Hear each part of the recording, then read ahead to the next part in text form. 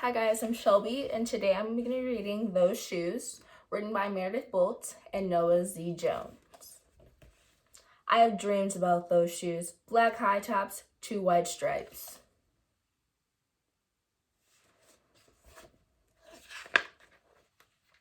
Grandma, I want them. There's no room for one around here, just need, Grandma says, and what you need are new boots for winter.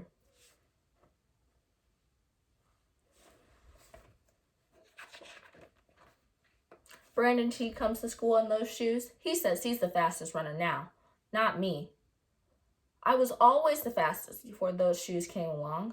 Nate comes to school in those shoes. Antonio and I count how many times Nate goes to the bathroom. 7 times in one day, just so he can walk up and down the hall real slow. Next, Alan, Jacoby, and Terrence each get a pair.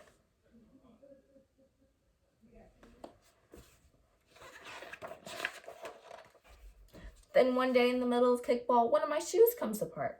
Looks like you could use a new pair, Jeremy, Mr. Alfrey, the guidance counselor, says. He brings out a box of shoes and other stuff he has for kids who needs things. He helps me find the only shoes that are my size, Velcro, like the ones my little cousin Marshall wears. They have an animal on them from a cartoon I don't think any kid ever watched.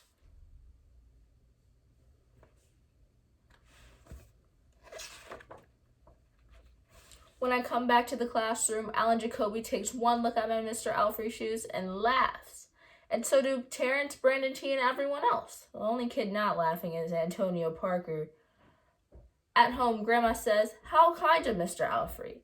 I nod and turn my back. I'm not going to cry about any dumb shoes. But when I'm writing my spelling words later, every word looks like the word shoes. And my grip is so tight on my pencil, I think it might bust.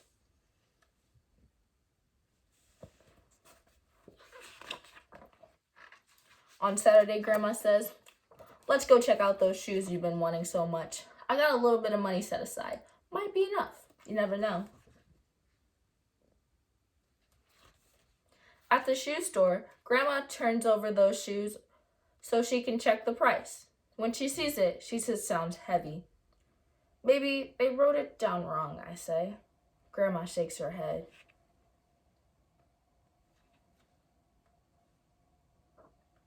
Then I remember the thrift shops. What if there's a rich kid who outgrew his or got 2 pairs for Christmas and had to give one of them away?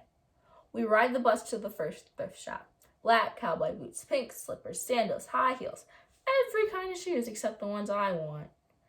We ride the bus to the second thrift shop. Not a pair of those shoes in sight. Around the corner is the third thrift shop. I see something in the window.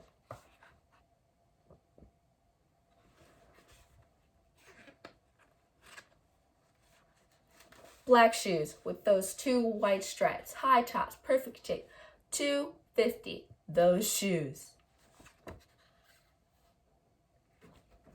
My heart is pounding hard as I take off my shoes and hitch up my baggy socks.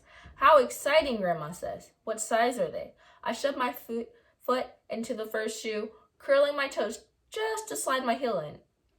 I don't know, but I think they fit.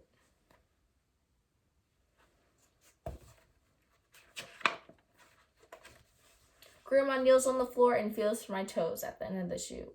"Oh, Jeremy," she says, "I can't spend good money on shoes that don't fit."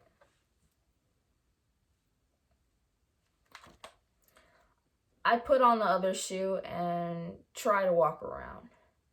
"They're okay," I say, holding my breath and praying that my toes will fall off right then and there. But my toes don't fall off.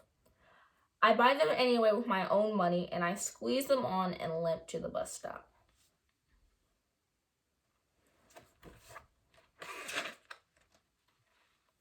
At home, a few days later, Grandma puts on a new pair of boots in my closet and doesn't say a word about my 2 big feet shuffling around in my 2 small shoes.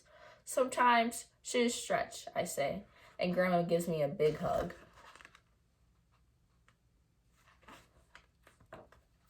I check every day, but those shoes just don't stretch.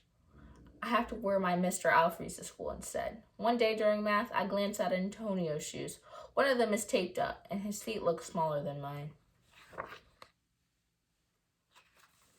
After school, I head to the park to think. Antonio's there, the only kid who didn't laugh at Mr. Alfrey's shoes.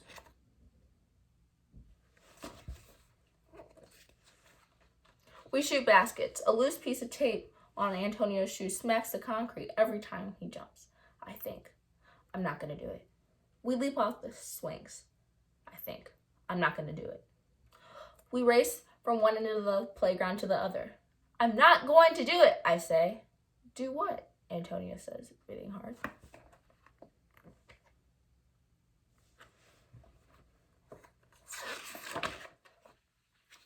Grandma calls me in for supper and invites Antonio over too. After supper, he spies my shoes.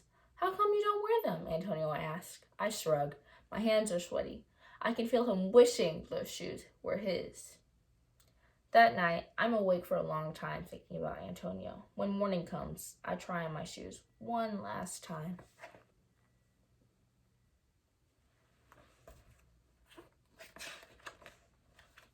Before I can change my mind, the shoes are in my coat. Snow's beginning to fall as I run across the street to Antonio's apartment. I put my shoes in the front of his door, push the doorbell, and run.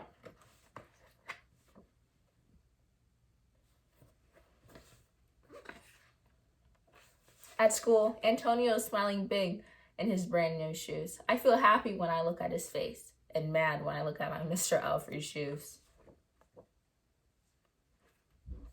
But later, when it's time for recess, something happens. Everywhere, there is snow. Leave your shoes in the hall and change into your boots, the teacher announces. Leave your shoes in the hall. It's then I remember what I have in my backpack.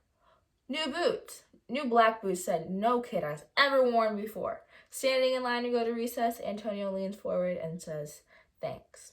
I give him a smile and a nudge.